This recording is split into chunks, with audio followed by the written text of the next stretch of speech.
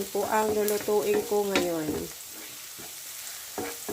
Request lang po nila itong magluluto daw po ako ng tortang tuna.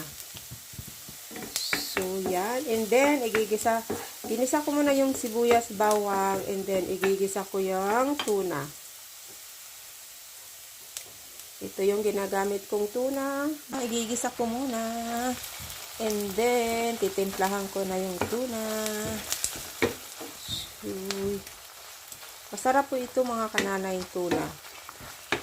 Ito po ay nabili ko lang po ito sa Aldi. Ito yung binibili ko dito. Ito kasi masarap na tuna. So, yan. Ngayon naman po ay lalagyan ko po ng asin. Yan, lalagyan ko asin. Haluin lang natin. And then, lalagyan ko naman ng paminta.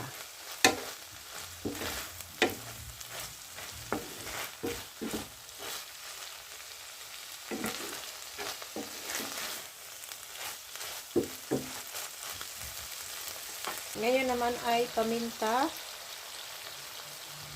ang ilalagay ko. Paminta powder. Durog na paminta. And then, palalamigin ko. Mga kananay, 3 itlog. Babatulin ko.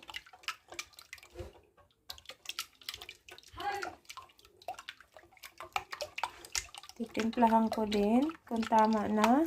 Ito yung tuna na gisa ko. And then, pinalamig ko muna yung tuna bago ko ilalagay ko dito. Ganito lang po ako gumagawa.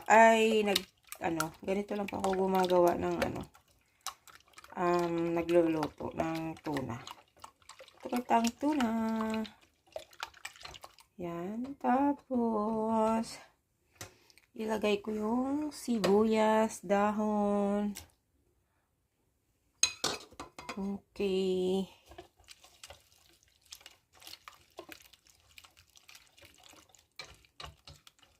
Ayan.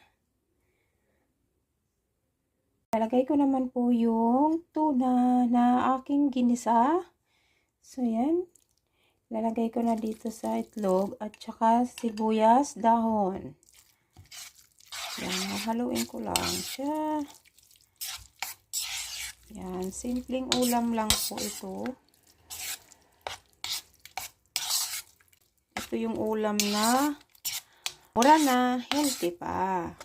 Ilagay ko yung cornstarch. Lalagyan ko ng cornstarch. Kunti lang, tatansyahin ko lang. Ayoko ng marami. Okay, yan. Pwede na yan. Ayoko ng marami. Yung isakto lang.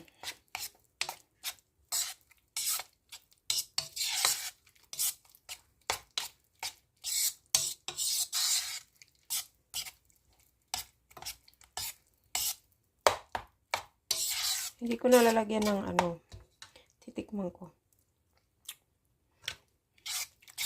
Sakto lang. Ayaw ko, hindi tama na yung asin kanina. Okay, sasalang ko na po ito.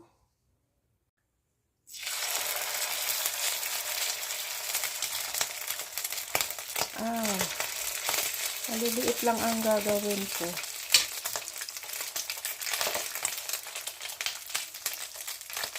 Para hindi tumalsik, lagyan ng asin. Yung mantika. Yan. Diba? Hindi na tumalsik nang nalagyan ng mantika. Ganyan ang technique. Natunan ko lang din yan mga kananay. Pag nilagyan daw ng asin, hindi na tumatalsik. Tumatalsik pero hindi gaano. Ayan. Hindi na siya gaano tumatalsik. So, yan. Maglagay pa ako ng sa kabila. Okay. Maliliit lang gagawin kong torta. Okay.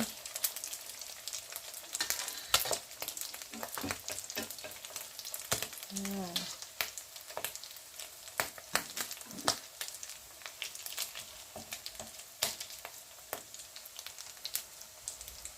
tortang tuna. Simpleng ulam pero healthy. Madali lang po siya gawin.